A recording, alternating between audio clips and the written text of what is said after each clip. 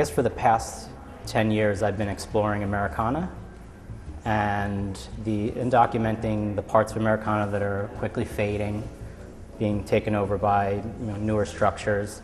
And at the tail end of that, it was sort of a natural progression that I brought in brighter colors, and I started to focus more on the icons rather than the things that were fading. I wanted to keep alive the things that really made an impact in the 50s and 60s and still had relevance today.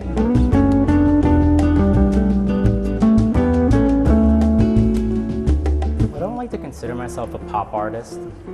I think that the art that I make, it may fall into that category just because of the way it looks, but I feel like there's more going on, there's more of a story. I'm not only talking about the 60s, the 70s, the 80s, I'm talking even modern day.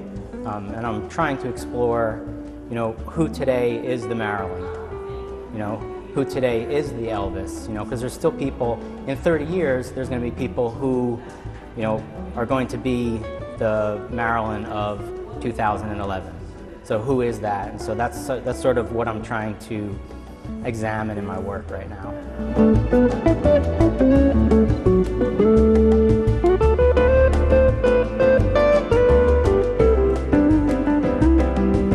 I like hearing from people. I mean, I think the good things, I've traveled all over the world, is that, because people have had different experiences growing up, they have different things, they connect differently to your art. Americans tend to like my art for different reasons than Europeans. It just depends on what your experiences are, I think.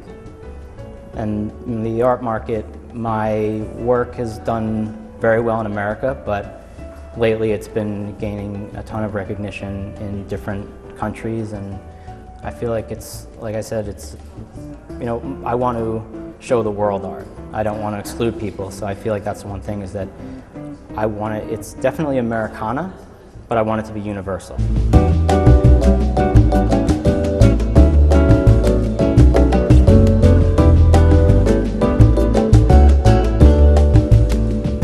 So the process of my art starts off on panel, and I will build up layers of brown paper bags, which actually, you can see, will sort of divide the work geometrically. And then I'll build up layers of paint and vintage ephemera, newspapers, maps, things that further reinforce the story that I'm trying to tell. When I get to a certain level, I'll pull sandpaper over it, I'll distress the whole thing, I'll pull out layers from that are underneath the paint, and I think that gives it sort of that vintage look. It tells the story of time and history, which is what I'm trying to tell as well. And then my images, which are, at this point, they're permanently black Xerox transfers, those become the final part of the image. And like with this one, it becomes the main icon. And then from there, I'll also put other pieces of newspaper and things like that to tell the story, a little tongue-in-cheek.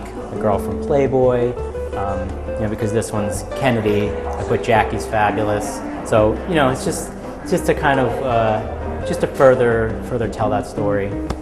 And then when I'm done completely, I'll resin coat the whole thing. It'll give it that beautiful shine, just encases everything in. I think it brings it all home, makes it all solid.